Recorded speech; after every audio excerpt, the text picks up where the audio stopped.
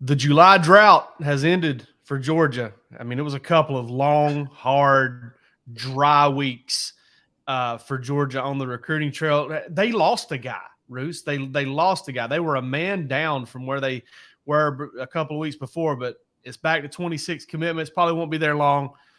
Georgia adds a big one, man. 5-star linebacker, Justin Williams, Oak Ridge High School, Conroe, Texas. If that's familiar to you, it's because Joseph Jonah Ajanye is from the same school, and he told us a cool story about that on Bark After Dark not too long ago. Listen, this is a big one. This is so massive, man. Because this cat is, to me, I'll get into it a little bit later on, is as talented as they get. Yeah, real deal player right here, man. Number one player at his position, according to the On3 industry ranking, 5-star plus player. That means every single service out there rates this kid as a 5-star. So basically that's the idea that everybody's seeing the same thing here, right? They're seeing a first-round talent in this young man. You don't have that consensus a lot among these services, and so that's where the 5-star plus thing comes in and what makes it really special. And so Justin Williams, one of those dudes in this class. The thing that gets me about him too, great size, but he's doing it against great competition. Oak Ridge is playing some tremendous ball out there in Texas, some of the more talented divisions you'll ever run into out there. And this guy's getting it done, man. And I think that it's incredible work by Glenn Schumann, not only because of what it means for today, but because of what it's going to mean later this week, because you're probably going to lose DeMarcus Riddick out of this class. How do you offset the loss of a guy who's a top 10 linebacker? Well, why don't you go out and get the number one guy to replace him? And I'll tell you what, man, one of the things that makes me really, really love this kid, played some safety early in his high school career, but right now, junior film, we're watching it. He's playing some special teams. That's always cool too. But he's playing off-ball linebacker. And sometimes those guys just are not super easy to find, because a lot of times, you'll see a guy like Justin Williams. Take a Channing Tindall, for example, Yes. or even a Xavier Sori, for example. They put those guys at defensive end and they say, go, and they say, run it down. They say, wreck the game.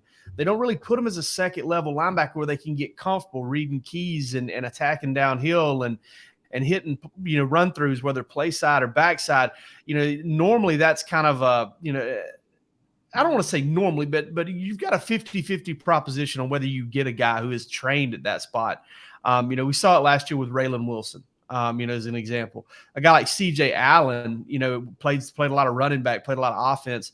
I just like that this kid is trained to play that position, and kind of knows how to play off-ball linebacker. I love what he does in space.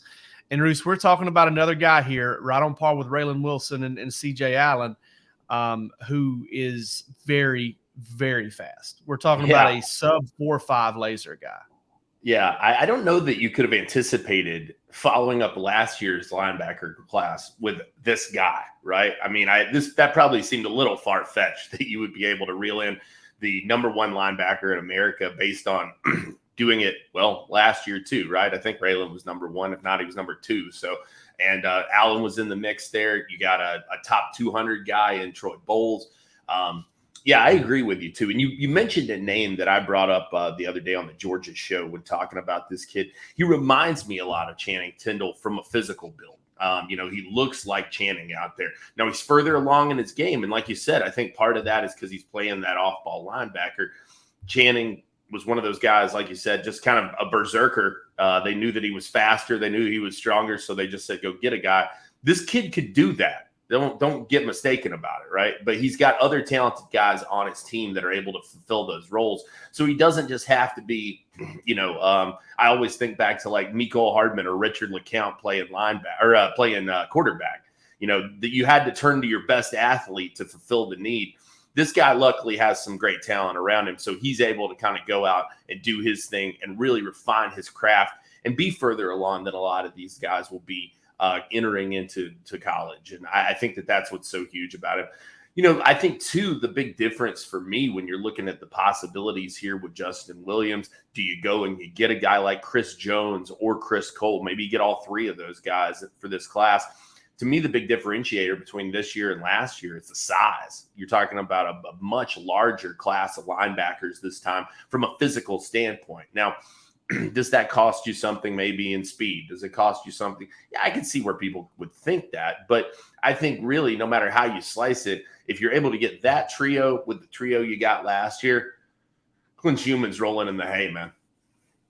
Well, I mean, I don't know how much you're sacrificing with speed with Williams, if you get Chris Cole. I mean, both of those guys can absolutely fly. I think you do have, for some reason, it kind of goes like this, right? A little bit more compact body styles than last year's class.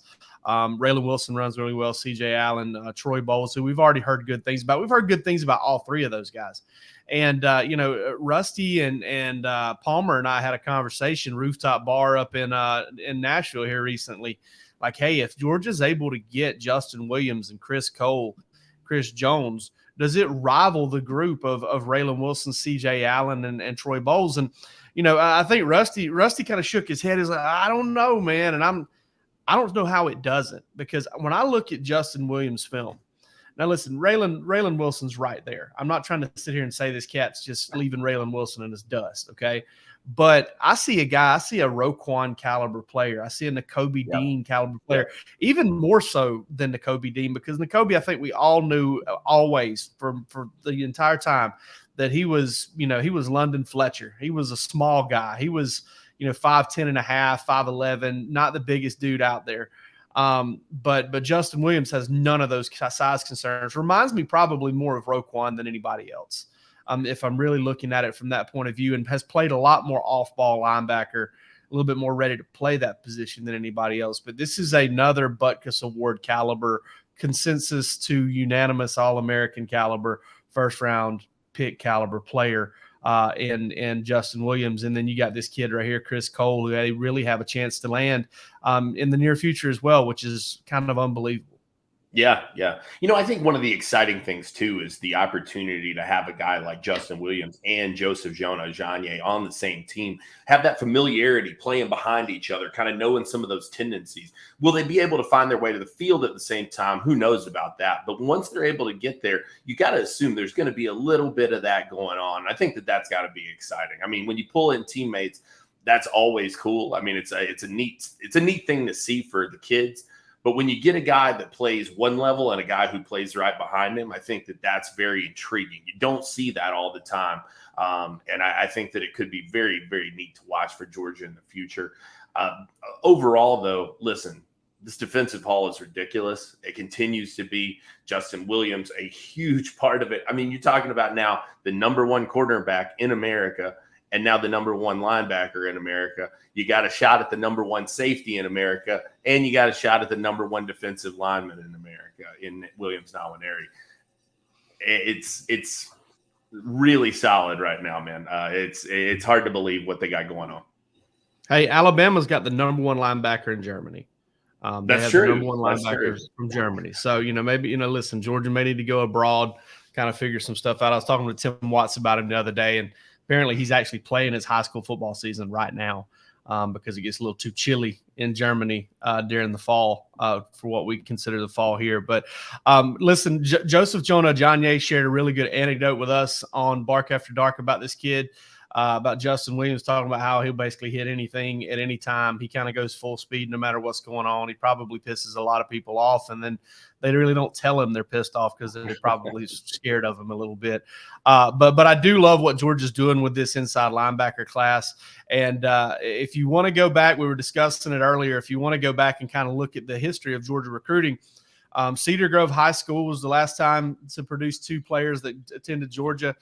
That was with C.J. Madden and I'm blanking on the other name. Christian Miller, that's right.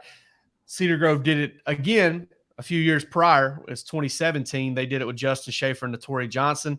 Both of those guys were offensive linemen. They also, Pace Academy also did it that same year with Andrew Thomas and Trey Blunt. We've come up with some other examples. I think you can go back to the Dream Team class where it was J. Rome, Malcolm Mitchell, Cootie Harrow, and Isaiah Crowell. The last time it happened outside of the state of Georgia, but not IMG, because it's happened a lot with IMG. You can't really count them because it's just such a different deal. Nobody's really from there. Nobody from Bradenton actually goes to IMG. Was Isaiah McKenzie and Sony Michel in the 2014 class. Prior to that, it was Nathan Theus and John Theus. I don't think that one counts either. They're brothers and whatnot. So, but yeah, lots of examples of getting kids from the same school. And, I don't think they've ever done it from the state of Texas, at least not in recent memory. Well, I was going to say, you obviously it worked out pretty well with Sony and Isaiah, but that's a pipeline state for you. Texas has not traditionally been that. Right. So big ups to Georgia to be able to go into a place that is not necessarily home territory and scoop this up. And Justin Williams, and I will say Jonah Ajayi as well. You never heard much buzz around the in-state teams. Texas wasn't mentioned heavily. Texas A&M wasn't really brought up with either one of them very much. Oklahoma was big with Jonah Ajayi, but this came down to Georgia and Oregon. So Justin Williams, kind of a guy looking like he wants to chart his own path. And, hey, Dan Lanning put the pressure on Georgia there too. He's doing it with Nate Frazier as well. Nawineri's in the mix for him too. So I think that it's a situation for Oregon, where they're doing the right things. He's taking the right playbook over there to Eugene. But hey, Kirby Smart wrote that playbook, and Glenn Schumann is executing it as well as anybody in the country right now. So Georgia with a tremendous pickup here in Justin Williams, and really can't say enough about where things sit moving into August. Well, listen, we're going to go ahead and give Justin Williams a little bit of a nickname here, because when I watch him, I think we would call him the dentist. He's going to be removing teeth at the next level. He's going to be knocking them straight out. This cat just hits everybody. But he is a big-time addition to this class, Georgia, with 26 commitments, soon to be 25. I think we're pretty set on DeMarcus Riddick in and up in the state of Alabama, whether it's Auburn, whether it's Alabama. I would have probably bet my mortgage on Alabama a month or so ago. I'm sure glad I didn't. That would have been like, at this point, I think it's kind of a little bit more up in there, and really interested to see where he goes. But Georgia up to 26 commitments. They'll be back down to 25 here soon, but they could be back up to 27, 28, 29, before the end of August, because you got KJ Bolden, you got Williams Nawineri, you've got Chris Cole, Chris Jones. We're all talking about all defensive guys there too. Since Georgia's, locked down the offensive side. Nate Frazier might work one. Nate Frazier right. Yeah, he might actually jump in there too. God, August could be. Here's the thing. I can't wait till we do the video. I mean, I guess I can't sit here and assume Georgia's going to get everybody, but the video is probably coming where we're going to have to say July or August or June. We're going to have to do that at some point, because August could be absolutely massive, and we'll have it covered for you over at DawgsHQ. Enjoy this commitment, folks. We'll see you later on.